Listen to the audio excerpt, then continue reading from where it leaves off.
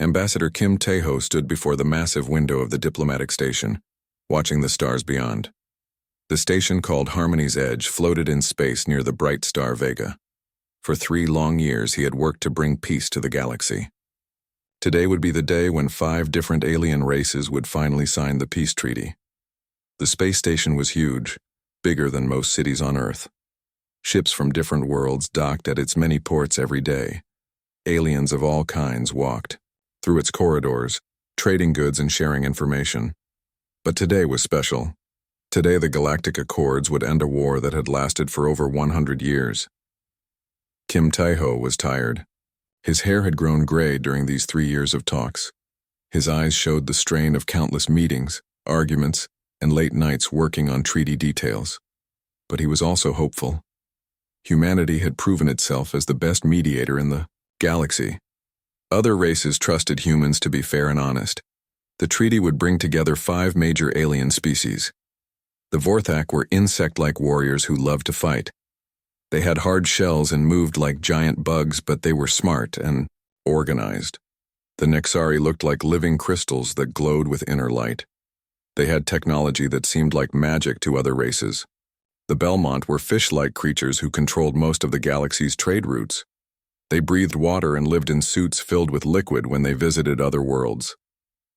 The Shade Collective were the strangest of all, beings made of pure energy who could change their shape at will. Each race had agreed to the peace terms, though none of them seemed happy about it. The Vorthak wanted to keep fighting because war was their way of life.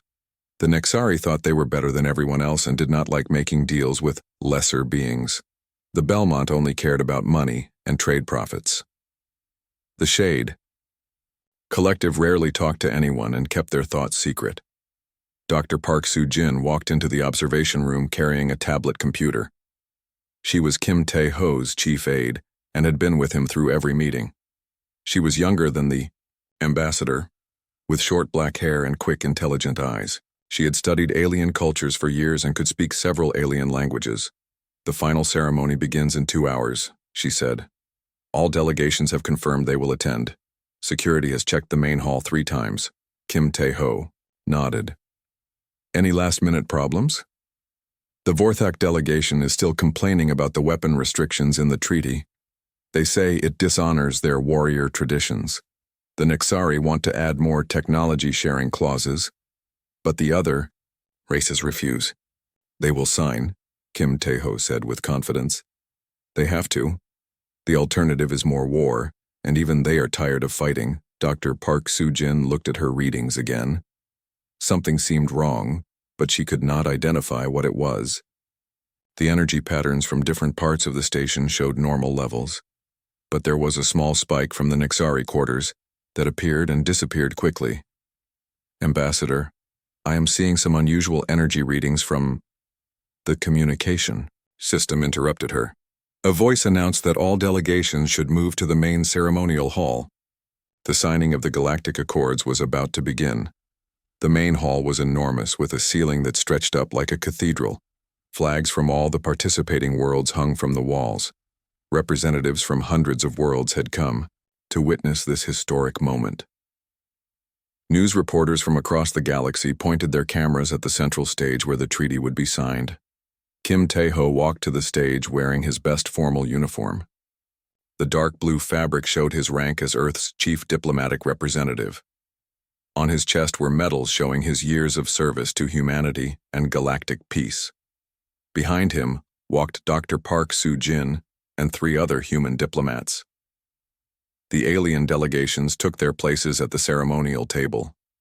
The Vorthak leader, General Krex, stood over 7 feet tall. His insect-like body was covered in natural armor, and his 4 arms moved with military precision. His compound eyes watched everything in the room at once. The Nexari representative was called High Crystal Zenth. It looked like a tall sculpture made of blue and white crystal, but light moved through its body like flowing water. When it spoke, its voice sounded like music mixed with the ringing of bells. The Belmont delegation was led by Trade Admiral Flux. The alien wore a water-filled suit that showed its fish-like body inside. Breathing apparatus allowed it to take water into its gills while walking on dry land. Its large eyes moved independently, watching different parts of the room.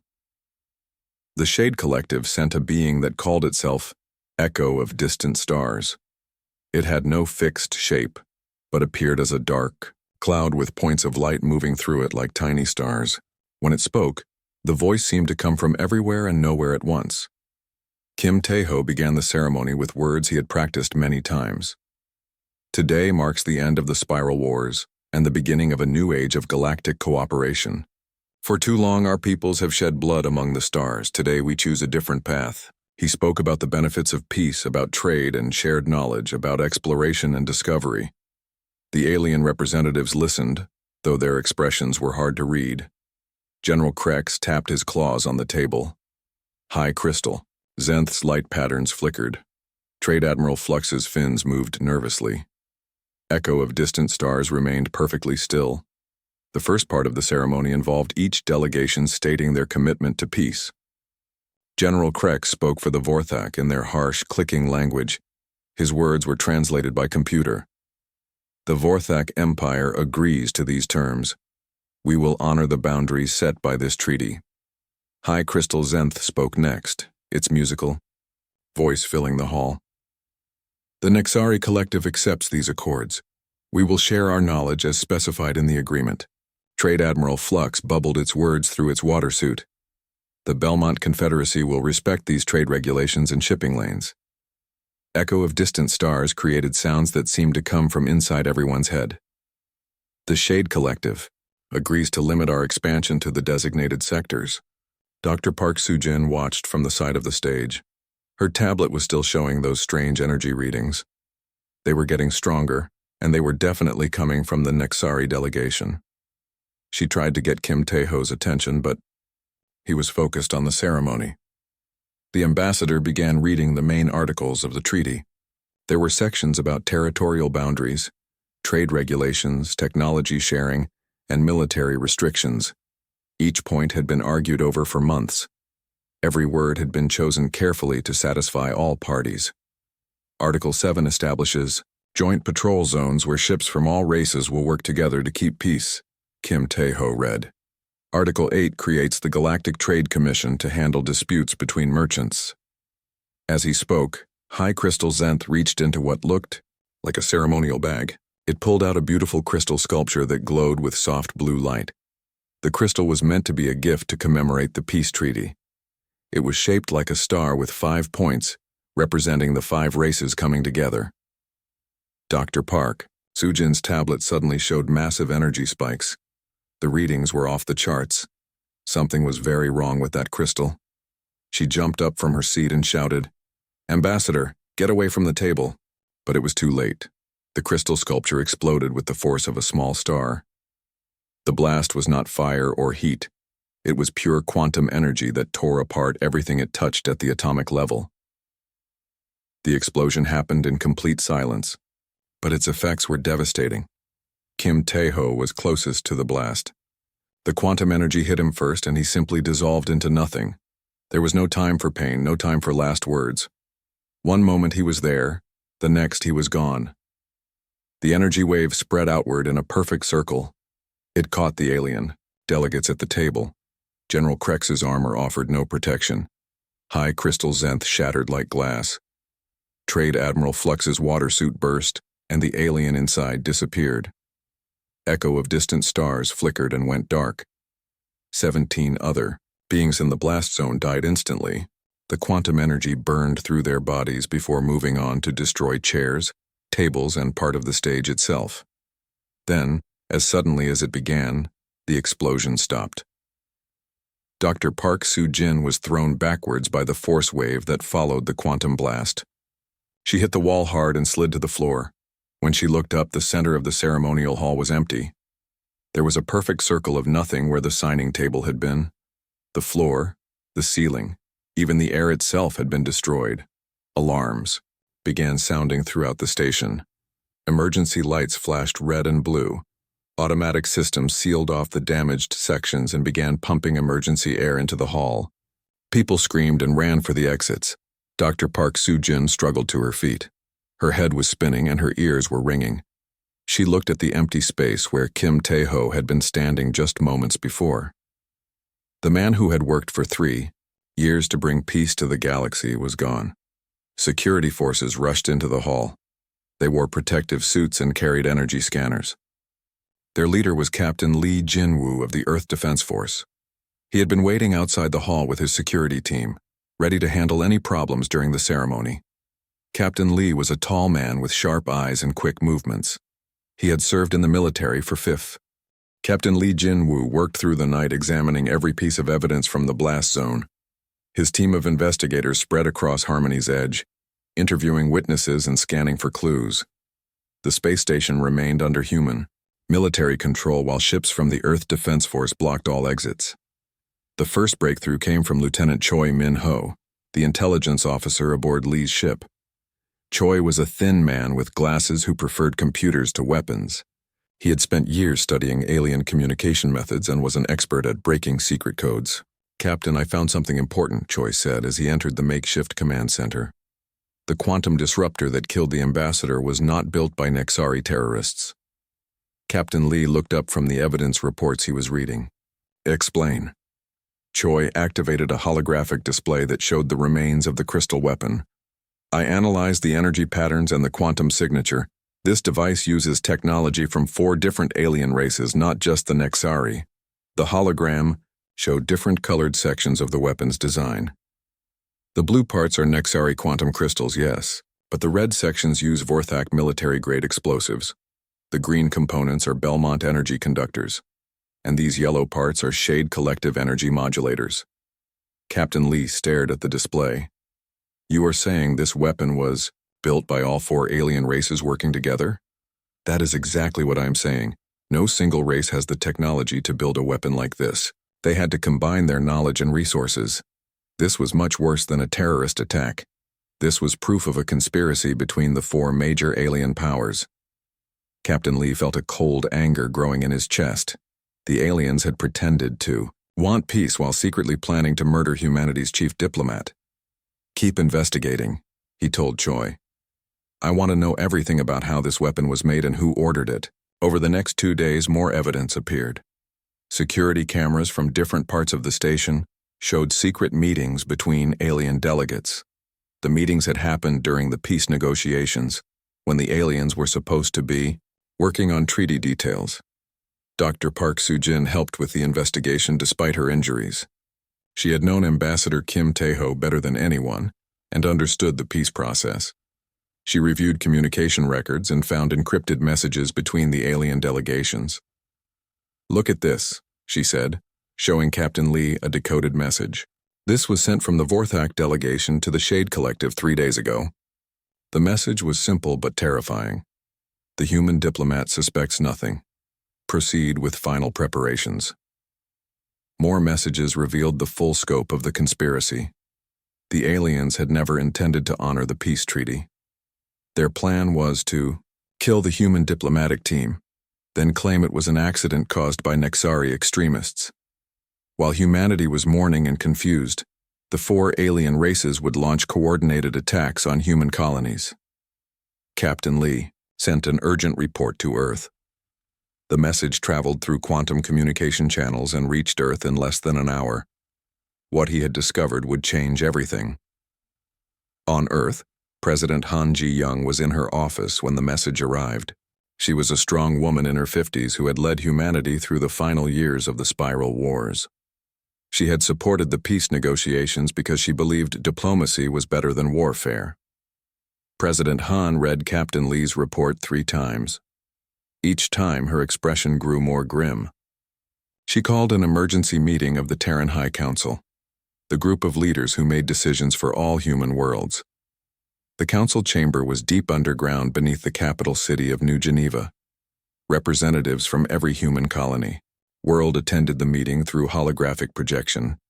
The chamber filled with the images of governors, military commanders, and civilian leaders from across human space. Admiral Yoon Sang-wook was the first to speak. He was the supreme commander of all human military forces, a tall man with gray hair and scars from the Spiral Wars. "The evidence is clear. The alien races conspired to murder our diplomatic team and then attack our colonies.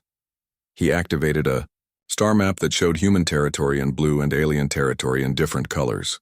According to the intercepted communications, they planned to divide human space between them. The Vorthak would take our military worlds. The Nixari would claim our research stations. The Belmont would control our trade routes. The Shade Collective would occupy our outer colonies. Governor Kim Sora of the Mars colony stood up. How did we miss this conspiracy? Our intelligence services should have detected their planning. They hid it well. Admiral Yoon replied. They used quantum encryption and met only in person. They knew we were monitoring their communications, so they found ways around our surveillance. Dr. Park Soo-jin attended the meeting via hologram from Harmony's Edge. Her face was bruised and her arm was in a medical support device, but her voice was strong. I request permission to testify about Ambassador Kim Taeho's final words. President Han nodded. Please proceed, Doctor. In the moments before the explosion, the ambassador was reading Article 12 of the Peace Treaty. That article required all races to share their military technology with a joint security force. Just before the blast, he looked at the alien delegates and said something that only I could hear. The council chamber was completely silent. Dr. Park's voice carried clearly through the quantum communication system. He said, "They never wanted peace. They wanted our surrender." The ambassador had realized that the aliens were planning something, but he died before he could warn us. The council members looked at each other with growing anger. Admiral Yoon's hands were clenched into fists. President Han's face showed no emotion, but her eyes were cold as space. The alien races made a critical mistake, President Han said. Finally, they believed that human diplomacy was a sign of weakness. They thought that because we preferred to talk rather than fight, we could not fight effectively. She stood up and walked to the star map. They are about to learn that humanity's greatest strength is not our weapons or our technology. It is our ability to learn from our enemies and become better than they are at their own game. General Kim Do-yeon, head of special operations, spoke for the first time. She was a small woman with quick movements and sharp eyes. President Han, I request activation of Project Prometheus. Several council members looked surprised. Project Prometheus was humanity's most secret military program. Only a few people knew what it involved. Explain Project Prometheus for the council, President Han said. General Kim activated a new holographic display. For the past 10 years, while we have been negotiating for peace, our military scientists have been preparing for the possibility that peace would fail. Project Prometheus is a comprehensive plan for total galactic warfare. The display showed weapons and tactics that seemed impossible, ships that could appear inside enemy defenses, cyber warfare systems that could turn alien technology against itself. Weapons designed specifically to defeat each alien race's strengths. We have been studying our enemies for decades, General Kim continued. We know their weaknesses better than they know them themselves. We have built weapons they cannot defend against and developed tactics they cannot counter. Admiral Yoon smiled grimly. The alien races think they have seen human military power during the Spiral Wars. But during those conflicts, we were only defending ourselves. We were holding back, trying to minimize casualties and preserve the possibility of peace. They have never seen what happens when humanity chooses to go on the offensive, General Kim added. President Han looked around the council chamber at the faces of humanity's leaders. The alien races chose war when they murdered our ambassador. They will learn that when humanity fights without restraint, we do not lose. She activated the main communication system that would broadcast to every human world. Citizens of Earth, and all human colonies, I speak to you in this dark hour. Our ambassador, Kim Taeho, went to the peace negotiations believing that all species could live together without war. He died because alien leaders decided that treachery was easier than honor. Her voice grew stronger as she continued. The evidence shows that 4 alien races conspired to murder our diplomatic team and then attack our homes. They planned to divide human space between them like pirates sharing stolen treasure. On human worlds across the galaxy, people stopped their daily activities to listen to their president's words. In the cities of Earth, on the mining colonies of the asteroid belt, On the research stations orbiting distant stars, humanity heard the call to war. The aliens made one critical error in their planning, President Han said. They assumed that human mercy was the same as human weakness. They believed that because we preferred diplomacy to warfare, we were not capable of effective warfare. They are wrong. Today I am authorizing the activation of Project Prometheus. Today humanity shows the galaxy what we are truly capable of when we choose to fight without mercy. The broadcast ended, but its effects were immediate. On every human world, military bases activated emergency protocols. Shipyards that had been building civilian vessels switched to producing warships. Research laboratories that had been working on peaceful technology began converting their work to military applications. Back on Harmony's edge, Captain Li Jinwu received. The alien races thought they knew humanity.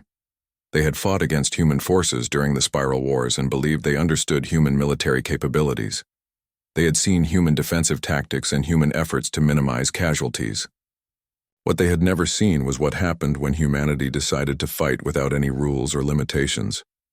General Kim Do-yeon stood in the command center of the secret military base on Europa, one of Jupiter's moons.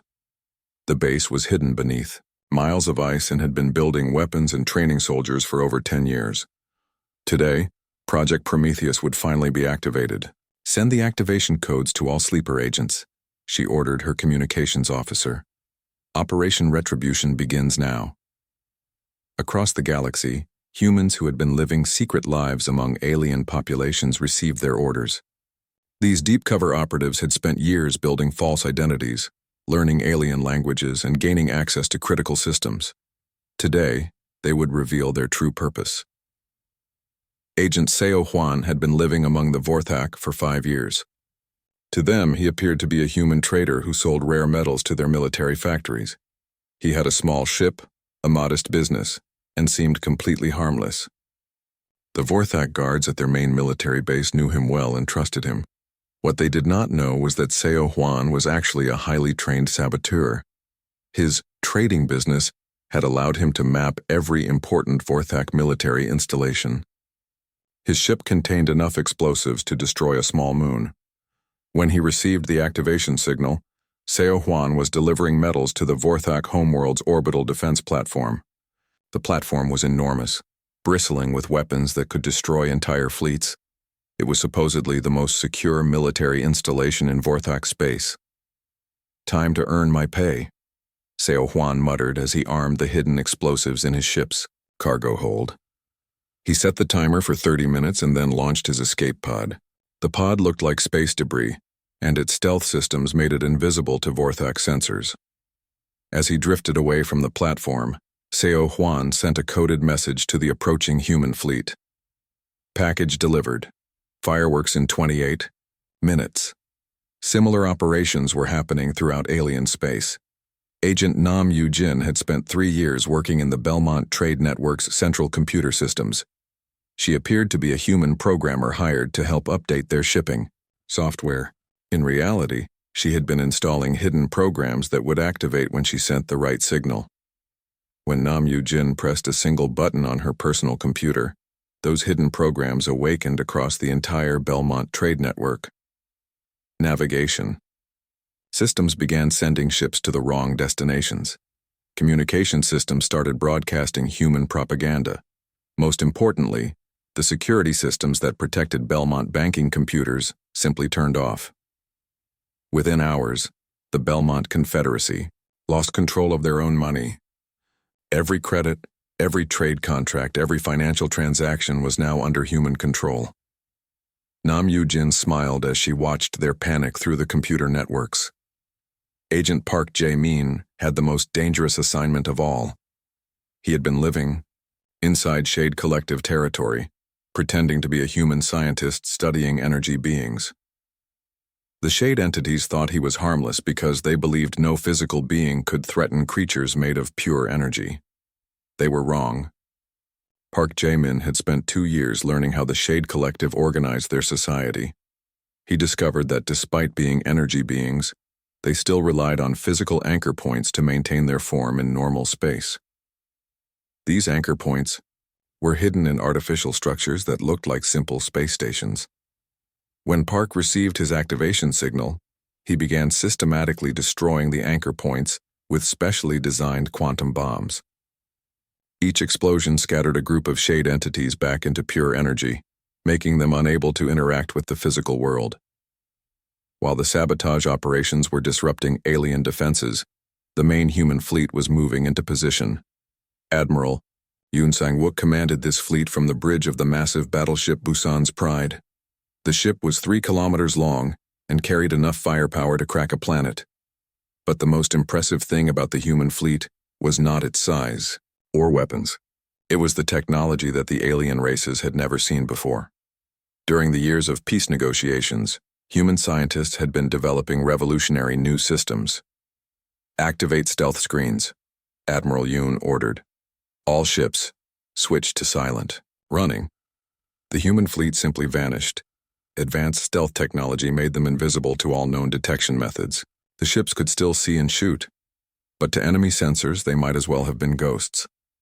Captain Ryu Jae-sung commanded one of the smaller ships in the fleet, a destroyer called Soul's Vengeance. His mission was to test the new stealth systems against Nexari detection technology.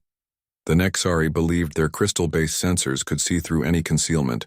They were about to learn otherwise. Soul's Vengeance appeared directly above the Nexari homeworld without triggering a single alarm. The planet's defense systems never even knew the ship was there. "Target acquired," Captain Ryu reported to Admiral Yoon. "The Nexari homeworld's main power grid is completely undefended. They never expected anyone to get this close." "Execute your mission, Captain," Admiral Yoon replied. Captain Ryu fired a single quantum torpedo at the planet's largest power station. But this was not an ordinary weapon. Human scientists had modified Nexari technology to create a feedback pulse that would travel through their entire electrical grid. The torpedo struck the power station and released a wave of energy that spread across the planet like lightning. Every piece of Nexari technology that was connected to the power grid overloaded and exploded. Cities went dark. Communication systems failed. The crystal beings found themselves trapped on their own homeworld with no way to call for help. Meanwhile, the main battle was beginning at the Vorthak homeworld. The alien military leaders were confident in their defenses until Seo Hwan's explosives destroyed their orbital platform. Suddenly, their most powerful weapons were gone. General Krex's replacement, a Vorthak commander named Battle Leader Thax, tried to organize a defense. "Launch all fighters. Activate ground-based weapons. Find the human fleet." But there was nothing to find. The human ships were invisible, and they were already inside the Vorthak defense perimeter. The first sign of attack came when Vorthak military bases on the planet's surface simply exploded. Admiral Yoon's fleet was using a tactic called surgical destruction. Instead of bombarding entire cities, they were targeting only military installations. Weapon factories exploded, spaceports burned, military command centers were reduced to craters. But civilian areas were left completely untouched. "This is impossible," Battle Leader Thax screamed at his subordinates. "How can they destroy our bases without us seeing their ships?" Colonel Bae Sumi, the head of human cyber warfare, was answering that question from her command ship. She had been working for months to infiltrate Vorthak computer systems. Today she turned their own technology against them. "Their defense computers now think their own weapon systems are enemy targets," she reported to Admiral Yoon. "They're automated. Defenses are firing at their own bases. The Vorthak military was fighting itself and losing. Every time they tried to coordinate a response, their communications were jammed or redirected. Every weapon they fired seemed to malfunction or target the wrong enemy." Battle Leader Thax finally understood what was happening. "We are not fighting the same humans we knew before. This is something different, something worse." He was right. During the Spiral Wars, humanity had fought defensively, trying to protect their colonies while minimizing casualties on both sides. They had shown mercy to defeated enemies and offered peace treaties even after victories. This time was different. The humans were fighting to win completely and permanently. They showed no mercy, offered no negotiations, and accepted no surrender. They were demonstrating what total war looked like when conducted by a species that had mastered both technology and strategy. The Belmont Confederacy tried to escape the conflict by abandoning their homeworld and fleeing to their trading stations. But they discovered that human agents had already taken control of their entire economic system. Every ship they owned, every station they operated, every trade route they used was now under human authority. Trade Admiral Flux's replacement, a Belmont leader called Commerce Master Depth, sent desperate messages to the human fleet. "We surrender. We will pay any compensation you demand. Please stop the attacks." The response came from Admiral Yoon himself. "You had your chance for peace. You chose treachery and murder. Now you will accept the justice we decide to give you." The Shade Collective was suffering the worst fate of all. As energy beings, they had always believed they were superior to physical species. They thought nothing made of matter could truly threaten them. Agent Park Jae-min proved them wrong. By destroying their anchor points, he had scattered most of the Shade entities into formless energy. They could no longer maintain coherent thoughts or organize resistance. The few who remained were trapped in isolated pockets cut off from their collective consciousness. Echo of Distant Stars, one of the surviving Shade leaders, tried to communicate with the human fleet. Its message was barely coherent. "We did not you." The galaxy watched in shock as news of humanity's military strikes spread across the communication networks. Species that had remained neutral during the conspiracy now saw what happened when humans were betrayed. The message was clear. Humanity's patience had limits, and those limits had been crossed. Admiral Yoon Sang-wook stood on the bridge of his flagship as it moved through space toward the next target. The first wave of attacks had destroyed the alien military forces, but the war was far from over. Now came the harder part, making sure this would never happen again. "Report from all sector commanders," he ordered his communication officer. "Vortic homeworld is secure. All military installations destroyed. Population centers are intact, but under our control. Nexary Collective scattered. Their homeworld's technology grid is completely offline. Survivors are requesting negotiations. Belmont Trade Network is under human administration. All financial systems transferred to our control. Shade Collective territory has been cleared. Most entities dispersed. Remaining groups are isolated and powerless." Admiral Yoon nodded as he heard each report. The first phase had gone perfectly, but he knew the alien races would try to recover. They needed to understand that recovery was not an option. "Set course for the Belmont Capital Station," he commanded. "It is time to make our terms clear." The Belmont Confederacy had built their capital inside a massive space station called Tradeheart Central. The station was the size of a small moon and served as the center of galactic commerce. Thousands of ships docked there every day, carrying goods between worlds. When Admiral Yoon's fleet arrived at Tradeheart Central, they found the station's defenses powered down and its docking bays empty. The Belmont leadership had ordered all weapons offline and sent away most of their ships. They hoped this would show that they were not a threat. They were wrong to think surrender would save them. The human fleet did not attack the station. Instead, they surrounded it completely. No ship could enter or leave without human permission. Admiral Yoon's flagship, the massive battleship Incheon's Fury, docked at the station's main port. Commander Park Jun-seo led the diplomatic team that boarded the station. He was a tall man with cold eyes and a voice that carried absolute authority. Behind him walked 12 human Marines in full combat armor, their weapons powered but not raised. The Belmont leadership waited in their council chamber, a large room filled with water where their fish-like bodies could move comfortably. Their new leader, Commerce Master Deep Current, had replaced Trade Admiral Flux after his death in the assassination blast. "We welcome the human delegation," Deep Current said through his translation device. "We hope to discuss terms for ending this conflict peacefully." Commander Park looked around the chamber with obvious distaste. "You mistake our purpose here. We are not here to negotiate. We are here to inform you of the new reality." He activated a holographic display that showed the current state of Belmont space. Every trade route was marked in red, indicating human control. Every major station showed human occupation forces. Every shipping lane had human patrol ships.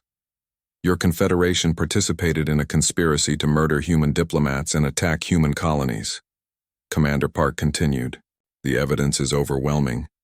Your punishment has already begun. Deep Current's fins fluttered nervously. We admit that some members of our confederation made serious errors in judgment.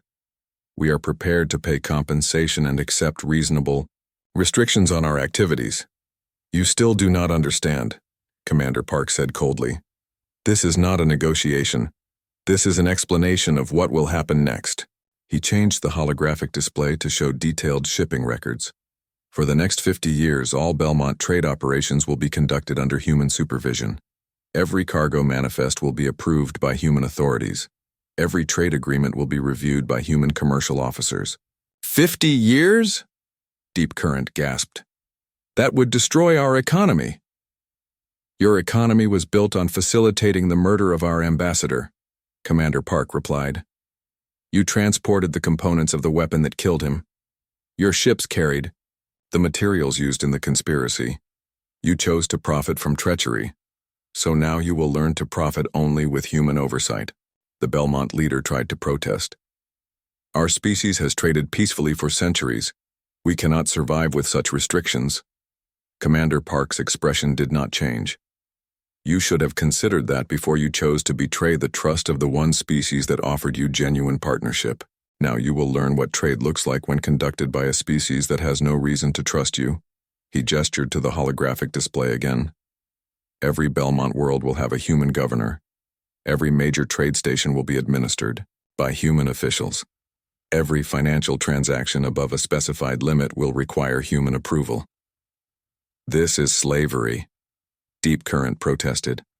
No, Commander Park said firmly. Slavery would be if we forced you to work for our benefit. Instead, we are allowing you to work for your own benefit, but only under our supervision. You will still earn profits and maintain your lifestyle. You simply will never again have the freedom to betray those who trust you.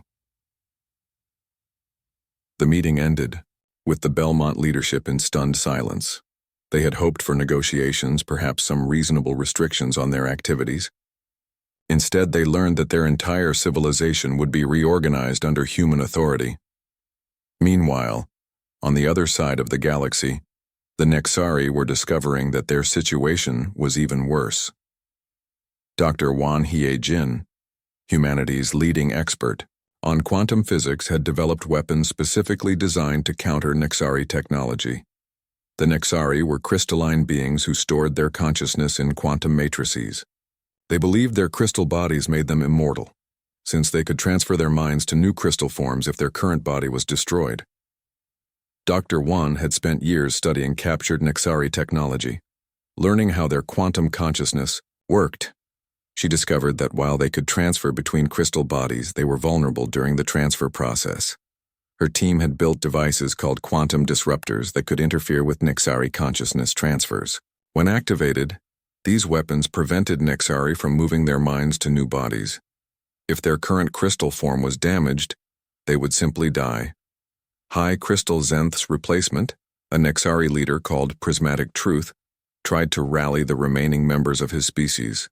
The humans cannot maintain their occupation forever, he told his followers. Our crystal technology is superior to their metal machines. We will outlast them and reclaim our territories. He was wrong. Dr. Wan's quantum disruptors were already in place throughout Nexari space. When Prismatic Truth attempted to use quantum communication to coordinate resistance, the disruptors activated. The effect was immediate and terrifying. Nexari across their territory found themselves trapped in their current crystal bodies, unable to transfer to backup forms. For the first time in their species' history, they were truly mortal. Dr. Wan addressed the Nexari from her laboratory ship. You believed your quantum consciousness made you superior to physical beings. You used that belief to justify participating in the murder of our ambassador. Now you will learn what mortality feels like. The Nexari leader's crystal form flickered with fear. You cannot do this.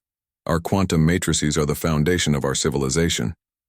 You chose to use your quantum technology to build the weapon that killed Ambassador Kim Tae-ho, Dr. Wan replied. Now that same technology will ensure you never threaten anyone again. The Vorthak were facing their own unique punishment.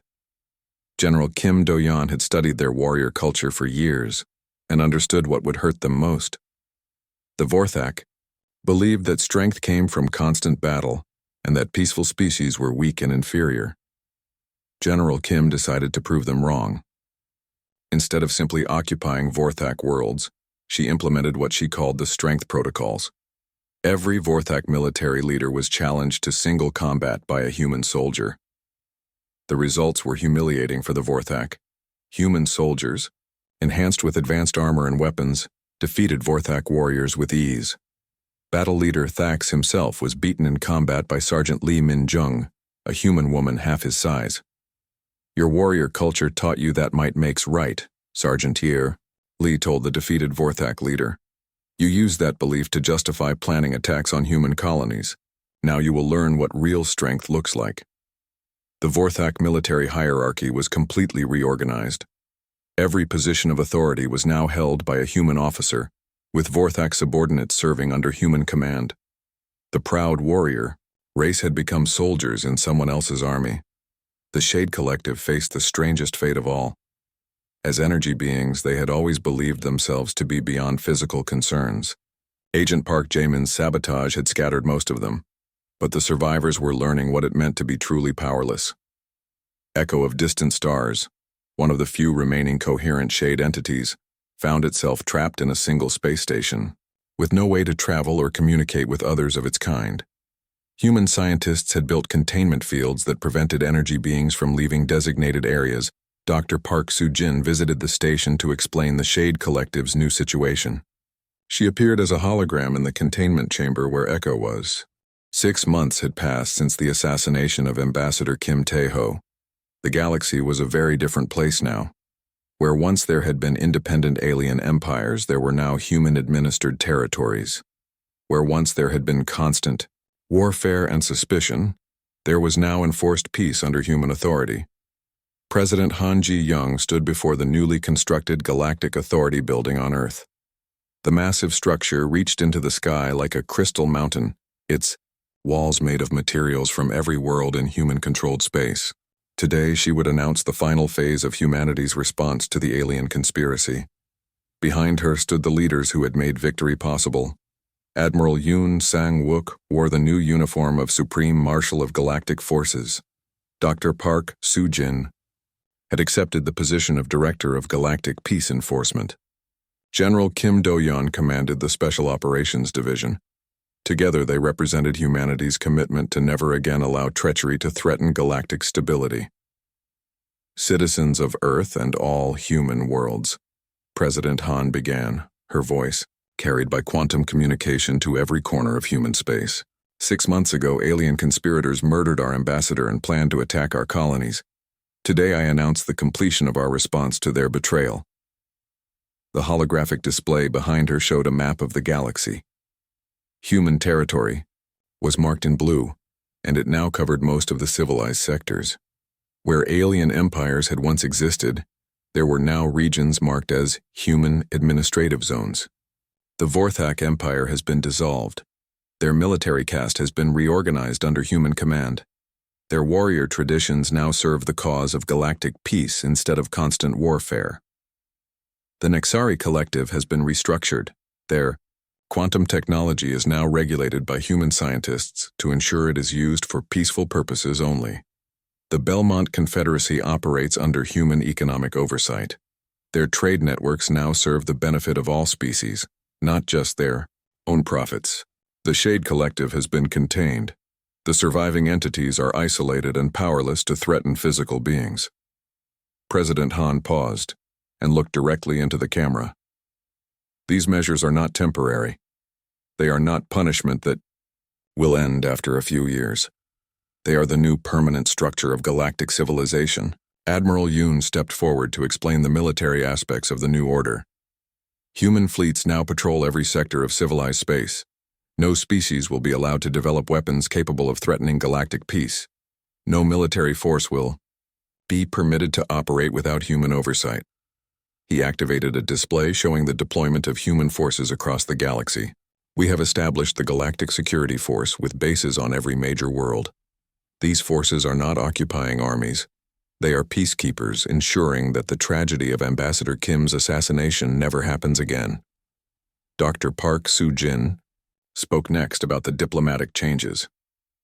The age of independent alien governments plotting against each other is over. All major decisions affecting galactic civilization will be made by the Human Galactic Authority, with input from local representatives. She gestured to another display showing the new governmental structure.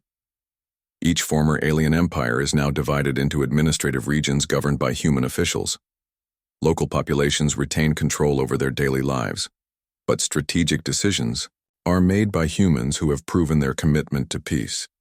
General Kim Do-yeon addressed the security measures. Our intelligence networks now monitor all interspecies communication. Any attempt to organize resistance or plan attacks against human authority will be detected and stopped before it can succeed. Her display showed the vast surveillance network that now covered alien space. This is not oppression, it is protection. We protect peaceful species from aggressive neighbors, and we protect all species from their own worst impulses. The announcement was broadcast not only to human worlds but to every alien population as well. In the former Vorthak territories, the surviving warriors listened in their barracks under human supervision. Most had accepted their new role as peacekeepers rather than conquerors. Battle leader Thax, now serving as a junior officer under human command, addressed his troops. We believed that strength came from defeating enemies. The humans have taught us that true strength comes from protecting those who cannot protect themselves. On the former Nexari homeworld, the crystalline beings were adapting to their new mortality. High Crystal Truth, the current leader under human oversight, spoke to his people. We thought our quantum consciousness made us superior to physical beings. We have learned that consciousness means nothing without wisdom, and wisdom includes accepting the consequences of our actions. The Belmont populations were perhaps adapting most easily to human rule. Commerce Master Deep Current had discovered that human oversight actually improved trade efficiency. The humans ensure that all trade agreements are fair to both parties, he told his traders. We earn steady profits without the constant risk of trade wars or economic manipulation. The Shade Collective's few survivors remained in their containment facilities, serving as a reminder of what happened to species that believed themselves above physical consequences. Echo of Distant Stars had become a strange kind of teacher, helping human scientists understand energy-based life forms. We were arrogant, Echo admitted during one of its interviews with Dr. Park Soo-jin. We believed that being energy made us wise. Instead, it made us disconnected from the reality that all beings must face the results of their choices. While the former enemy species were adapting to human rule, other alien races were requesting to join the new galactic order voluntarily. Species that had remained neutral during the conspiracy were eager to prove their loyalty to humanity. Ambassador Lee So-young received delegations from dozens of worlds every week. Each group brought the same message. Their species wanted to be part of the human-led galactic civilization.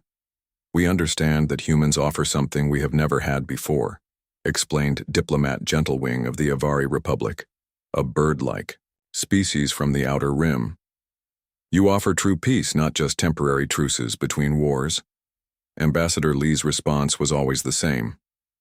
Humanity welcomes all species that prove their commitment to peace through their actions. Those who join us voluntarily will be treated as partners. Those who oppose us will be treated as the Vorthak, Nexari, Belmont, and Shade Collective have been treated. The economic benefits of human rule were becoming clear to everyone. Under the old system, different species had constantly fought trade wars, imposed economic sanctions on each other, and manipulated markets for political advantage. Under human administration, trade flowed smoothly between all worlds. Human economic advisors had reorganized galactic commerce to benefit everyone. Dr. Kim Min-seo, the new director of galactic economics, explained the changes.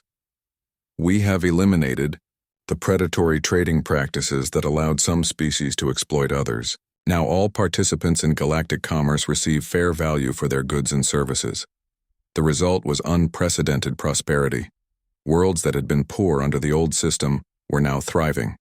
Species that had been excluded from major trade networks were now full participants in galactic commerce. Perhaps most importantly, the constant warfare that had plagued the galaxy for centuries had ended completely. Human patrol fleets prevented any conflicts from developing beyond diplomatic disagreements. When disputes arose, human mediators resolved them fairly and quickly. Captain Ryu Jae-sung, now commanding a patrol fleet in the former Nixari sector, reported typical conditions: no military activity detected, no weapons buildups, no hostile communications between worlds. The sector is completely peaceful. This was the report from every human commander across the galaxy. For the first time in recorded history, there was no active warfare anywhere in civilized space. On the anniversary of Ambassador Kim Tae-ho's death, President Han dedicated the memorial that would honor his sacrifice.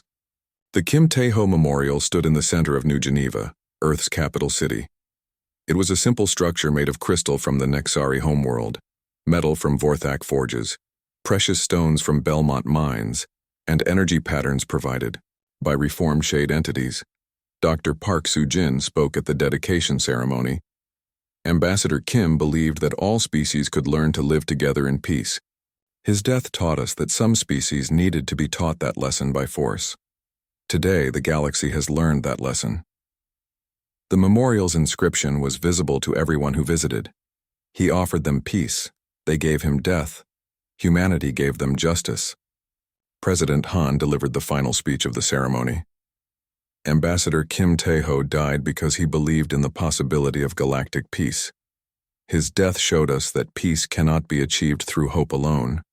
It must be enforced by those strong enough and wise enough to maintain it. She looked out at the crowd, which included representatives from every species in the galaxy. Today, the galaxy lives in peace because humanity has accepted the responsibility of maintaining that peace. We did not seek this role, but we will not abandon it. To the species that accept human leadership, you will prosper under our guidance. To any species that might consider challenging human authority, remember what happened to those who murdered our ambassador. The ceremony ended with the lighting of